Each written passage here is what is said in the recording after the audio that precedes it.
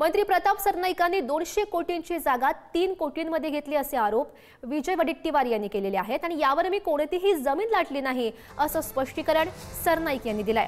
मीरा भाईंदरच्या मोक्याच्या ठिकाणी असलेल्या या जागेवरून सध्या महाराष्ट्राच्या राजकारणात चर्चा सुरू झाली आहे आणि याच जागेवरून आढावा घेतलाय आमचे प्रतिनिधी धनंजय दळवी यांनी। बघूयात।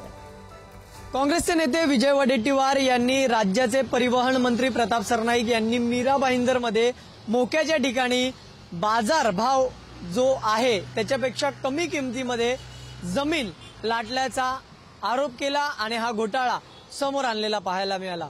याच सध्या आपण जर पाहिलं तर महायुतीचे जे मंत्री आहेत, नेते आहेत, त्यांचे नातेवाईक आहेत, यांच्या संदर्भातले जमीन घोटाळ्याचे सध्या चर्चा ही सुरू असलेली पाहायला मिळते आणि त्यांची नावं सुद्धा बाहेर येताना पाहायला मिळतात। अशातच आता नवीन नाव आलंय ते म्हणजे परिवहन मंत्री राज्याचे प्रताप सरनाईक आणि त्यांची मीरा भाईंदरमध्ये मोक्याच्या ठिकाणी असलेली ही जागा सध्या चर्चेत आहे। मी सध्या त्याच जागेच्या ठिकाणी आहे। अगदी समोरची बाजू पहिल्यांदा दाखवतो। समोर आपण जर पाहिलं तर दिवाणी न्यायालय आहे, फौजदारी व दिवाणी न्यायालय आहे मीरा भाईंदरचं। अगदी याच न्यायालयाच्या समोर ही जागा आपल्याला पाहायला मिळते आणि विजय वडेट्टीवारांनी जो आरोप केला होता ती हीच जागा आहे। साधारणतः 3 ते 4 एकरच्या परिसरातला हा भूखंड आहे। झाडं, झुडपं, कचरा आणि इतर सगळ्या गोष्टी सध्या पाहायला मिळतात आणि या सगळ्यावर जे काँग्रेसचे नेते विजय वडेट्टीवार आहेत त्यांनी जे आरोप केले होते, अखेर ते आरोप